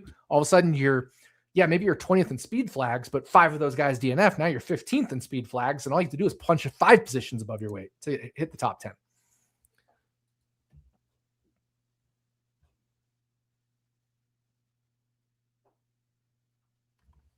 So it was lucky, but it wasn't like, I'm not sitting here and saying it. Yeah, I'm not sitting here and saying it wasn't deserved because, I mean, he was a mid-pack car, like legitimately just a flat-out mid-pack car.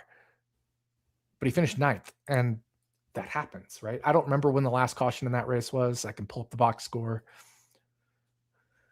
Caution flags. Yeah, lap 306 to 310, there was a caution flag. So it was essentially a green-white checkered. He probably pulled some spots on the last restart, Yeah, I don't remember it for sure, but because he didn't finish top 10 in either stage. And there was a late caution. Late cautions will absolutely massively change the variance. And that's why I hate looking at finishing position. Yep. Don't look at finishing position. Because you look at ninth. Zane was ninth, but yeah, he was a 20th place car, but he finished ninth or eighth. I mean, you look at John Hunter Nemechek, who finished 14th.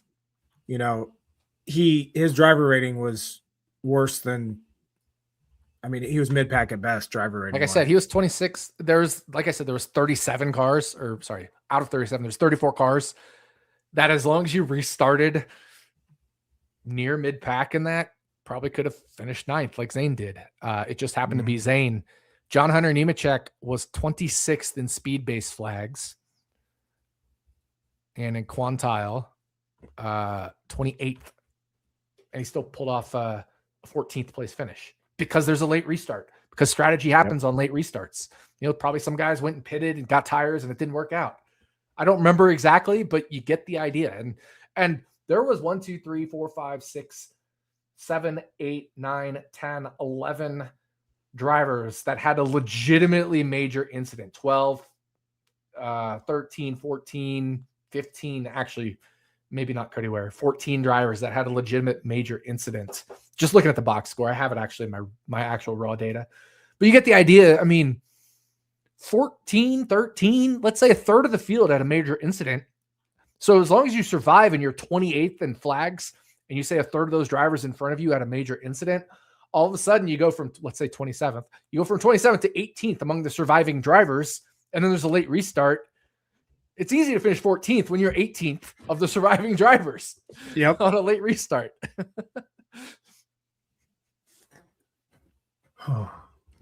So, yeah, finishing position is such a red herring.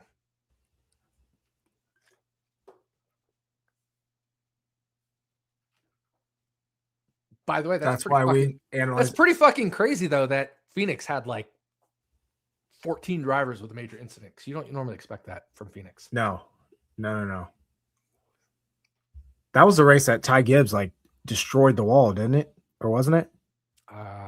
He definitely hit the wall on lap 304, but there was a 6-car incident on lap 99.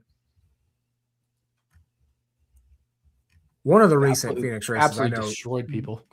Gibbs tried to take down the fucking wall. Yeah. So it's finishing position is such a horrible thing to look at. And there's a reason when I build my models, I include it to see if it's a major factor, but most of the races, it's not a factor in the model. You have to understand how data and modeling works.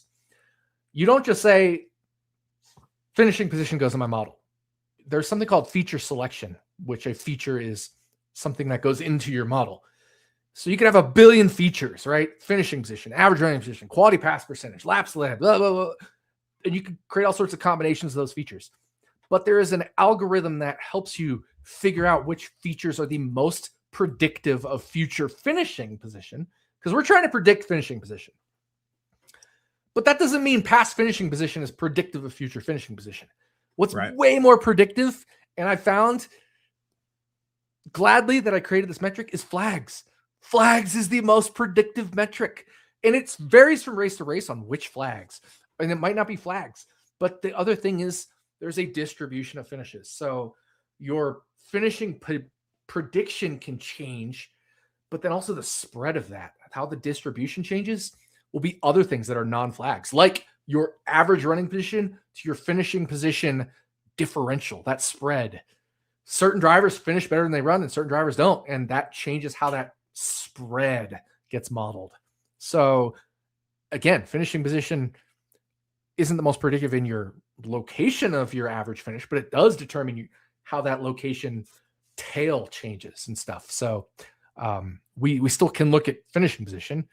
Just, are you always finishing better than you run? Are you always finishing worse than you run? That's still informative stuff. It just goes into a different part of the finishing position model. No, it makes a lot of sense. And yeah, like I know for my stuff, I reference finishing position on a lot of my write-ups because it's an easy thing to present. But as far as my like actual stuff of predicting where these guys will finish. Finishing position really does not. It's like you. It does not mean a lot. Speed. Yep. It's all about speed. Average running position, driver rating are a lot more predictive. But even then, speed is much more predictive than driver rating. Finishing position goes into the driver rating formula. So if that tells you anything you need to know. Yeah, exactly. All right. Anything else from you for Phoenix? No, I literally just told you how I'm ranking all 30 whatever chartered drivers essentially in terms of their tiers. Yeah. So now the big question is, neither of us have a win yet in picks to win. We were close last week. You had Bell. I had SVG. Finished second and third. Who's your pick to win for Phoenix? You're going first for our picks this week. I'm going Bell. I actually think the tire wear helps him. It helps Blaney too, like you said, but we know Bell is so good on the long run at like COTA. Well, he wasn't this weekend, but in the past, he's typically been like, we have really good long runs. Speed. So I'm going to go Bell, but I don't feel great about it. I think these rule changes will spice things up a little bit. Not a lot, but a little bit, right? We saw it matter more at COTA than we've seen in the past. We saw marbling of the tires. Like that's huge. It's huge. And these are just small in the grand scheme of things. Like NASCAR didn't go from 670 to 950 horsepower. They went from 670 to 750. They went from 4 to 3 inch spoiler or something. I don't remember the exact details on that part, but in the grand scheme of things, the changes weren't massive, but we saw more. We still saw a tire wear at COTA in the past. Like that's where Bell really excelled on in the past. So I'm going to go Bell, but I don't love it. I don't love it. Like it's the beginning of the year. I don't love anything at the beginning of the year. Right. You know, I don't love anything, but pick to win. I'm just going to pick the guy that I have favored, and that's Christopher Bell. It's hard not to pick Bell, and if you weren't going to pick him, I was. But you got Bell for the second week in a row, and I'll preface this pick by saying I'm picking with my heart right now. I'm not picking with my brain. No, absolutely not. I thought everybody's heart was picking Denny. No, that would be good redemption for him though. Maybe I could, but my brain right now would pick Blaney. Like I think Blaney's going to win this race. Yeah, I agree. If Bell doesn't, I think Blaney is. I want 4 in a row, man. I want Tyler Reddick to win this race. I'm picking Tyler Reddick. I love it. Michael Jordan's going to be there. There we go. If he keeps winning, how can he stop coming? You know who I'm picking to win Phoenix? David Malukas. Oh, IndyCar? It's a doubleheader weekend. Let's go. Forgot about that. How's Kirkwood going to do? We'll see. He was good in testing. They tested at Phoenix. He was pretty good. I think he was like top 5. Just finished 4th at St. Pete, didn't he? Started 15th. He had a horrible qualifying. And if you know anything about IndyCar, it's not like NASCAR where it's a lot easier to move up through the field like Connor Zilch did. Much harder in IndyCar to move through the field. And he went from 15th to 4th. He actually was second going in the last stint, but had to save tires and fuel and lost 2 spots right in the end there. But best St. Pete result of his career, despite not a great start. Alex Palou won by like 800 million seconds again, as nobody should be surprised about. Yep.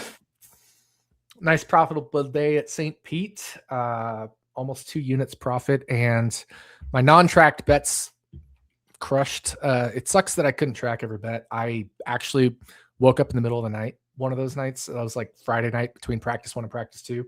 Woke up in the middle of the night, couldn't fall back asleep. So I went on to Bet365, saw a few bets I liked and made those. And every single one of those bets won, but I wasn't going to track it at 3 a.m, And then by the time I woke up, I actually woke up after practice 2 had started, because started at like, I don't know what, 9:30 East Coast time, and I'm out west. So it had already started before I woke up, and the odds were off the board, and then they came back up at worse. So like my non-tracked bets literally hit it 100% right. But Hell yeah. Amazing St. Pete. But IndyCar, NASCAR doubleheader, and IndyCar trucks doubleheader. I mean, Dario Franchitti running the trucks race, James Hinchcliffe running the trucks race, Adam Andretti running the trucks race. That was so fun to watch. And I love the fact that Dario and Hinch hit each other. Dario literally ruined Hinch's day. And that's the best part of all of that. I loved it. It was so fun. But I'm super excited that it's a NASCAR IndyCar doubleheader. There's been a lot of good synergies between NASCAR and IndyCar to start the year because of Fox. And I think that's an absolutely positive direction for both. It's the whole rising tide raises all boats. I don't know this fucking statement. I'm not an English major. But you get the idea. Like, things that are good for motorsports is things that are good for motorsports. It'll be good for NASCAR and it'll be good for IndyCar. We should be synergizing ourselves more, not less, more. And I think this is absolutely the right way to go. It's going to be an awesome weekend. I haven't heard on if Catherine Legg is going to do her doubleheader because she has been trying to push for both an IndyCar and a NASCAR ride. She might get the Garage 66. I don't know. Is she going to get a one-off ride in IndyCar? It's really hard to say if anybody will put her in that car, but maybe Brian Reinbold will or something. But it would be awesome if Catherine Legg did a doubleheader. I know people have feelings on her, but like, we talked about this a lot last year when she raced. She actually was decent. She wasn't horrible. Yeah, she made a mistake or two. She made a mistake or two, but everybody makes a mistake or two. I mean, the guy she made a mistake on, Daniel Suarez, last year, just made a mistake yesterday, destroying Connor Zilich's day. And then, by the way, he moved through the field again? Did you see Hostvar got dumped by Cole Custer of all people? I didn't. But I remember he got dumped. I just didn't remember who it was. It was the point of the race where Mike Joy had a fucking aneurysm, and I thought, dude, yeah. Everybody thought he like drove into the stands or something because Mike Joy was like freaking out on the last lap, and I thought a bomb dropped on the track or something. Like, literally, Mike Joy misses so much, and then out of left field, he'll have moments like that where he just overreacts so much. Yeah. Like, he does it all the time. Shit. And then he'll do something where actually I think it's the TV graphics that fool him. Like a little yellow thing will appear at the top for like a sponsor. Caution! No. There's times, multiple times actually in the past few years. Caution! No. Or he'll just go, crash! And you're like, what is that? Like, no, it was getting really bad when bad. I think it was Sprint was one of the sponsors, and they'd have the sponsor right up by where they'd put the flags, and then the Sprint thing would come up. I mean, I got fooled myself watching it. I'm like, shit, there's a caution. Because all of a sudden you see the yellow fly up. That was just stupid on the broadcaster's point. But no, Mike Joy, honestly, that booth, he needs to go. The whole booth is like, I love Harvick and Boyer as people. They don't work well together, and Mike Joy isn't good. And honestly, Boyer's not good. Like, Harvick's fine. He's fine. I wouldn't say he's amazing. Boyer's not good. He's just like, and if I had to fucking nickel for every time he said, I'm picking up what you're putting down. God, shut up. It's bad. But yeah, that was ridiculous. 36 for 36. So you can continue kicking my ass. Who are you going with? Man, this one's hard. I got mine locked in. I know who I'm going 100%. Go, then pick it. Josh Berry, 21. Not bad.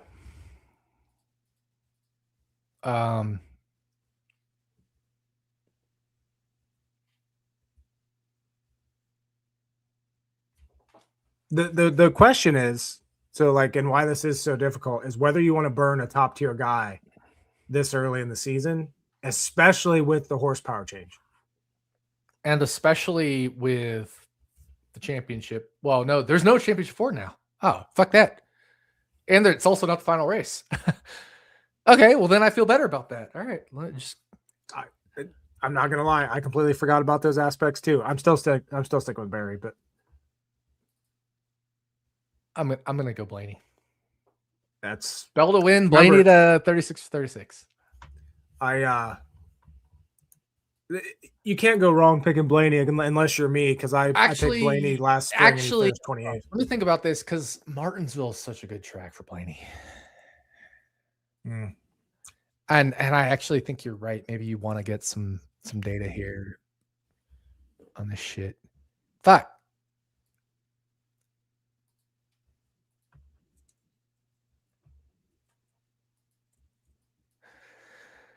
Another driver I don't hate is Ross. And just in terms of like specific track, it's either the 1.5 miles or here for him, right? Or COTA. But we already did COTA. My problem with Ross is he had that win. He hasn't been the same since. He hasn't showed the speed. He was really good here in 2022. He won in 2023, but last 2 years, I don't think he was really good here this past race, though, the championship race. Pretty good. Not like amazing, but pretty good. I would say, yeah, better than he's been since his win. So, like, out of the last 4 races, that was his best race. Yeah. No, I think Barry is probably the best strategy pick. Or do you burn a Hamlin here? Fuck no. Hamlin had the whole. At this point, I'm just trying to sabotage your lead. Like, right, of course, of course. What about this? What about Byron? That's a legit question. Oh, absolutely is. I just don't. Again, you make a great point with the early season change. Don't burn a big tier guy, but I also haven't burned a big tier guy yet. Not that you have either, but like.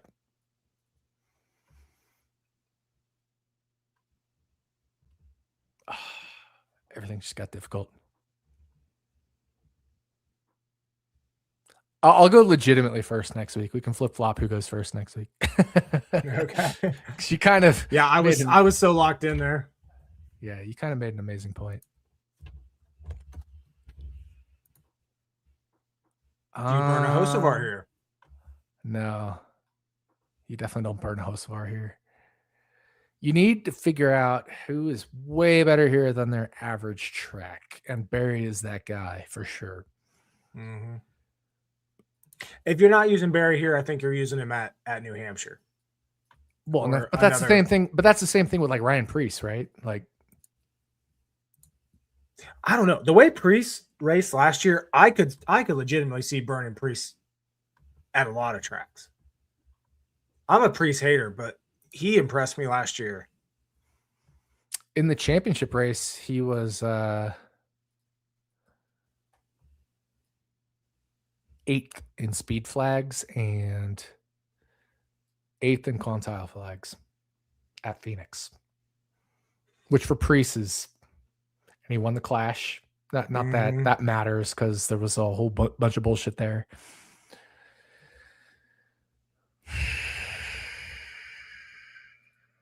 God damn, this sucks. I really like the Josh Berry pick. Let me look at Ryan Preece real quick. I know I'm stalling. I'm not trying to stall. I'm just trying to be accurate.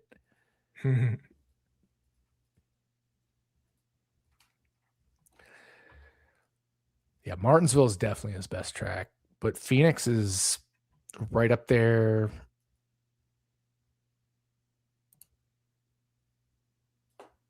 Wait, what? No, I'm confused. What the hell did I just look at? Oh, I was looking at race 4, not race 6. Because we were talking about Zane Smith in race 4. All right, well, that changes things. It's like, what the fuck is going on? Yeah. That actually changes a lot of things.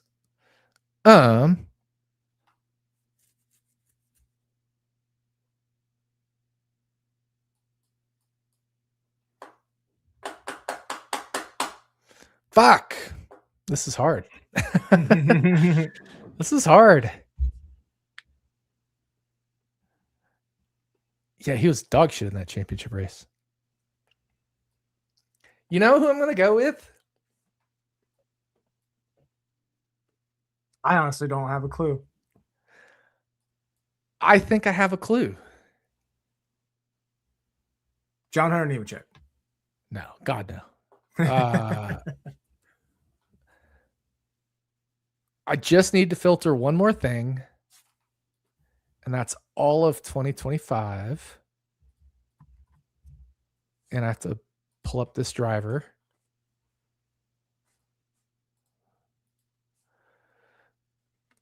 I actually think I have it.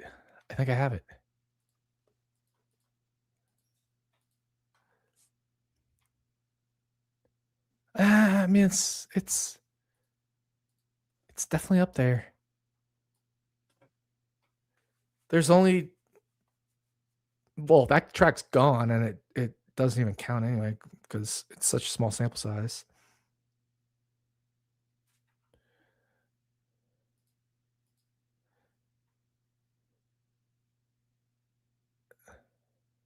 I think I have to do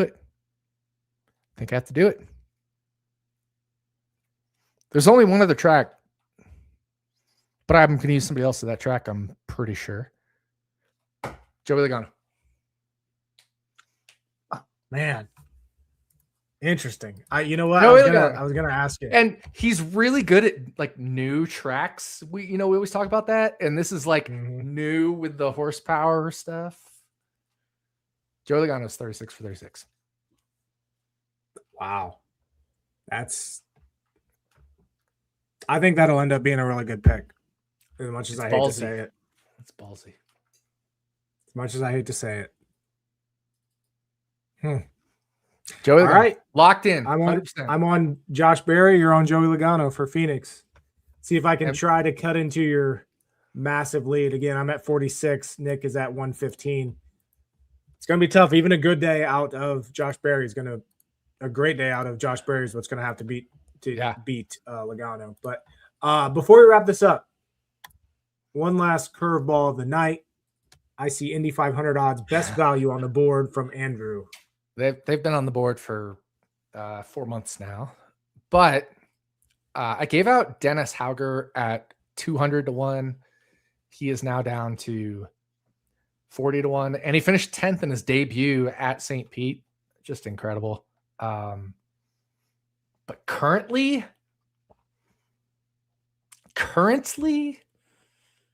it's rough out there.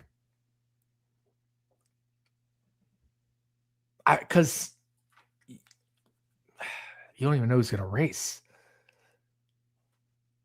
And the other thing is like you kind of need to shop around because I just opened Bet365. Nothing's up at FanDuel. Let me look at DraftKings. Those are the ones that people use the most. So I'm going to look at those. I'm sitting here looking at these like I have any clue about IndyCar.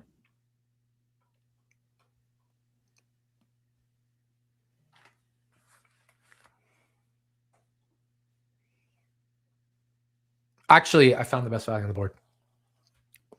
That was quick. And I'm not confident in this because, I mean, we're at the beginning of the season. We haven't seen teams' drivers in certain places. Yeah,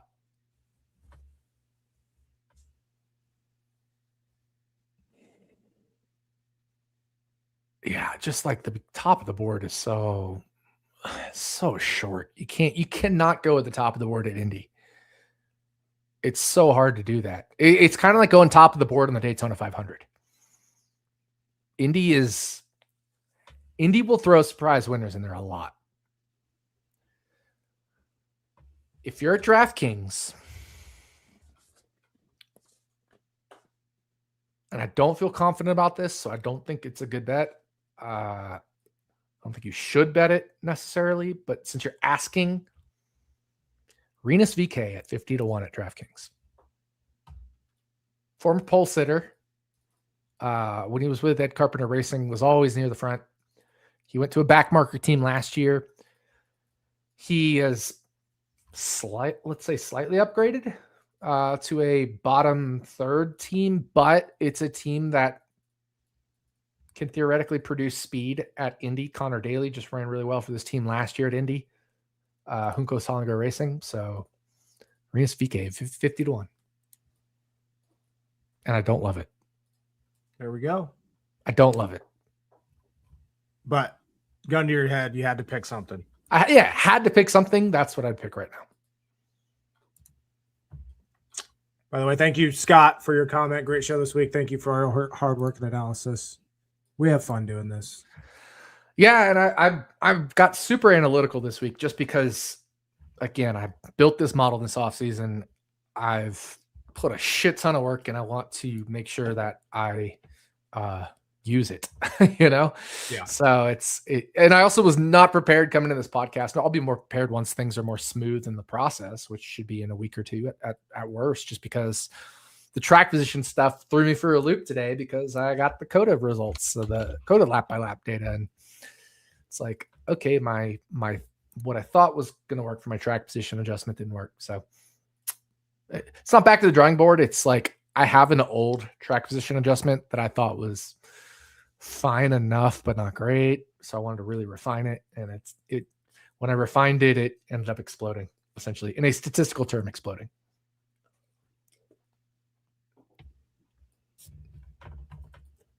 Also, comment here by Scott.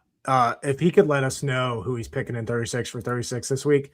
He said, my 36 for 36 has been atrocious this year. Custer at Daytona, Stenhouse at Atlanta, and Bowman at COTA. Just all right. So he got for Phoenix, right? Because he has what, 19 points this year between 3 races. I think I did the math right there. Yeah, I got like twice that much with Ty Gibbs this past weekend. 2.5 times that much with Ty Gibbs this past weekend. Yeah, he had 13 points from Custer at Daytona, 1 point at Atlanta from Stenhouse, and 5 points from Bowman. It sucks because like those are all fine picks. Like picking Custer, you kind of just have to pick him at a drafting track. Stenhouse, like drafting or concrete, like the occasional mile and a half. And I mean, nobody's gonna argue Bowman at COTA, but yeah. Oh God, no. Because I have Barry currently. Oh, poor Jordan. I'm about to just admit defeat on this year's 36 for 36. Actually, you know what? Give me Barry blowing up on lap 4, and then I want to see if I can somehow come back over the course of the season. If like Logano goes out and wins this week. You're really good at calling blowing up on lap 4 or hitting the wall on lap 4. Oh God, I am, ain't I? I think it's so funny that you're like, 2 of the drivers that are on my dead to me list are Zane Smith and Christopher Bell, and you built both of them this past weekend. No, I do. I would bet. I need to keep track of guys I actually bet on. I would guarantee that Zane Smith and Christopher Bell are near or at the top of my list. And that's probably why they're so dead to me, because I do bet on them. And Ryan Blaney. Yes. And this season, honestly, I've been so high on Zilish the first 3 weeks. I love him. And I'm always going to bet on a guy like Gilly too, but yeah, just real quick. One driver I want to talk about. Just because something caught my eye.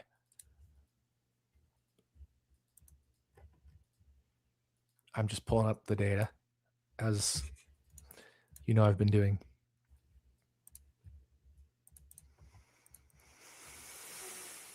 Kind of wild because, yeah, I love this. Okay. I don't love the bet. I'm just saying I love what I'm seeing from my results and stuff. Remember his first ever race here? Who dominated? I should say first ever race for his current team. Who dominated? We've talked about him a lot. He was your potential 36 for 36 pick this past weekend. Alex Bowman. Yeah. Remember that first Phoenix race he drove for HMS? Yeah, Jr.? he drove the 88. Yeah.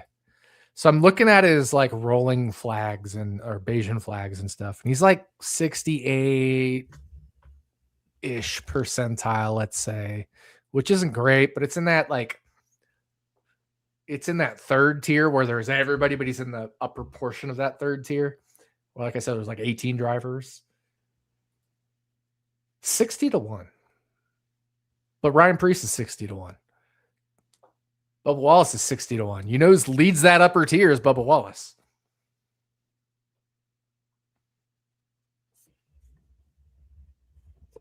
Just food for thought. Like Connor Zilisch, 66-1.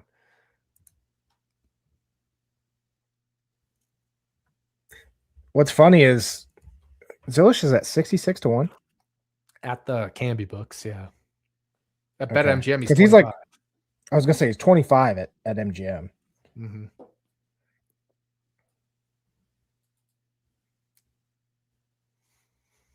I should open a Bet Rivers account. I've never used them because I've always just thought of them as like poverty.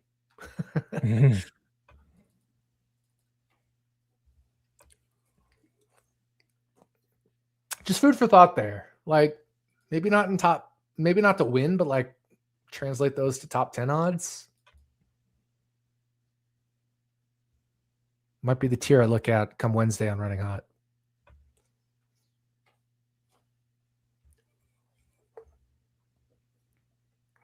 Just going through and checking the Canby odds. I didn't say that they were up yet, but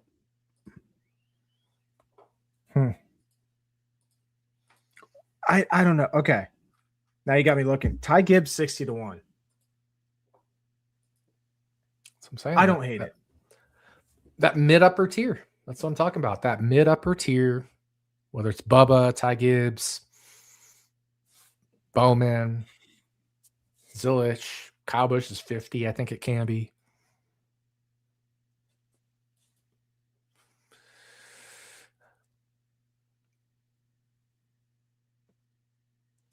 I think I look at that tier for top 10s come Wednesday. I agree.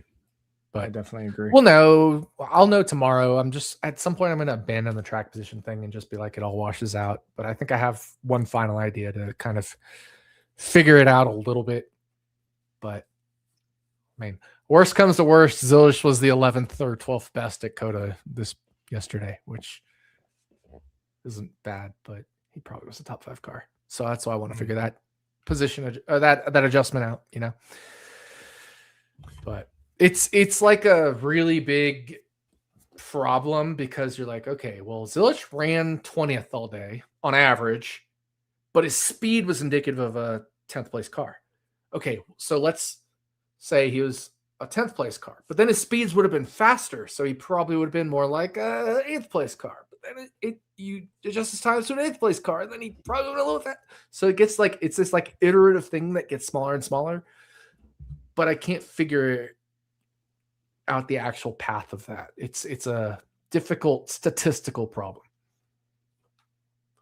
Ooh, the feel good story. I love it. Yeah. Great comment there. So I'm safe. Josh Berry pick is safe.